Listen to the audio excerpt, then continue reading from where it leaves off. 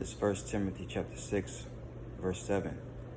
For we brought nothing into this world, and it is certain we can carry nothing out. And having food and raiment, let us be therewith content. But they that will be rich fall into temptation and a snare, and into many foolish and hurtful lusts, which drown men in destruction and perdition. For the love of money is the root of all evil, which while some coveted after, they have erred from the faith and pierced themselves through many sorrows. First and foremost, I want to give all praise, honor, and glory to the Heavenly Father's only begotten Son, Yahweh, Bahashem, Yahweh Shai, Bahashem, Rakakwadash. Next up, double honors to our apostles and elders of Great Millstone, teaching us His truth according to the Bible and rule well. And shalom to our sincere argument throughout the four corners of the earth, pushing this truth through diligence and sincerity and charity. And shalom to all you sincere followers, believers of Yahweh, Bahashem, Yahweh Shai. Not just hear to the word, but doers as well, you men, women, and children, all for elect. Shalom. Give me one moment.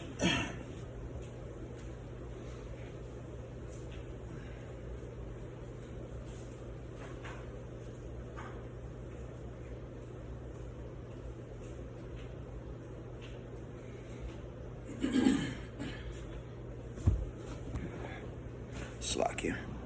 All right. And this lesson is really going to be about being content with what you have, and not going after the carnal riches of this world. So it's a quick hit. Our people are taught to wake up and get the bag, and to always push to have more and more and more. Okay. When we just need to be content with what we have. I have to constantly remind myself, myself that just be happy with what the Lord bless you with, and stack up true riches that are in heaven. All right. So it says, going back to 1 Timothy chapter 6, it says, verse 7, it says, for we brought nothing into this world, and to this current age we brought nothing, and it's certain we can carry nothing out. Yeah. And that's something that our people think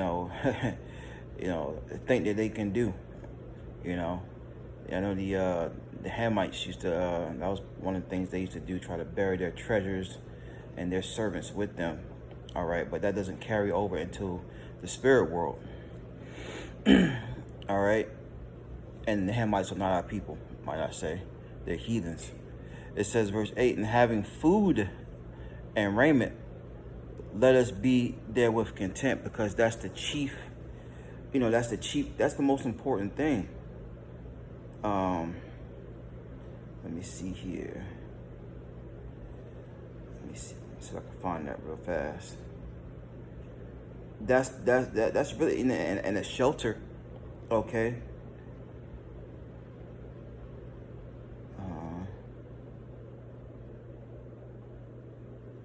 Let's see if I can find that real fast. This is Sirach 29 and 21. It says, the chief thing for life is water, bread, clothing, and a house to cover shame. That's right. So when the scripture tells us having food and raiment, let us be there with content. All right. The Lord has given us the most important things we need to survive. All right. We shouldn't be in a desire to have an abundance of things. All right. We're going to have that in the kingdom. Going back to Matthew, the 6th chapter, it reads on verse 9, back in 1 Timothy 6 and 9, it says, but they that be rich fall into temptation and a snare, a trap, and to many foolish and hurtful lusts, which drown men to destruction, man. That's right. All right, those that be rich fall into all types of temptations, which means to do something off, to do something wrong, to transgress in a sense. All right, and it becomes a trap to them, as the scripture says, and they dabble into many diverse hurtful lusts, which ultimately leads them to destruction, man. Because when you got money, you got power on this side. and you can do, pretty much anything. You can get off with, you see all these people that got money and they get caught up in the court system. All right, they're paying judges off, paying, people off. All right. But ultimately, it's going to lead to their destruction. And verse 10 tells you why. It says, for the love of money, right? For the love of money is the root, is the beginning where it starts of all evil.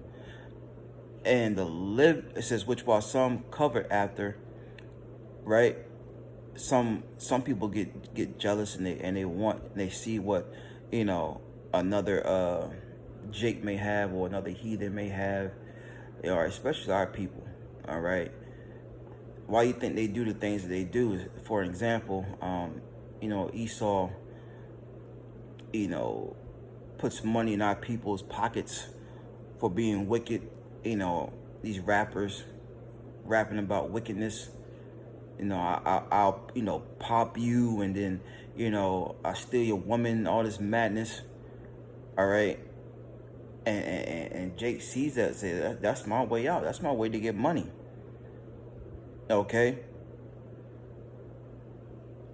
That's Jake's MO in a sense when it comes to doing anything for money. They'll see how this person's living and say, I want to live like that. Well, how did he do it? When you shouldn't be jealous over what does scripture say about the sinner? I think it said marvel not. I believe that's Sirach 11:21 says, marvel not the works of sinners, but trust in the Lord and abide in thy labor, for it is an easy thing in the sight of the Lord on the sudden to make a poor man rich. You see? So if it's money that you're desiring, it's nothing to the Lord to make you rich, man. But we got to what? Matthew 6:33, seek ye first the kingdom of heaven, and everything else shall follow. Everything else is going to follow. We shouldn't be coveted after, what another man has and how he got it. All right.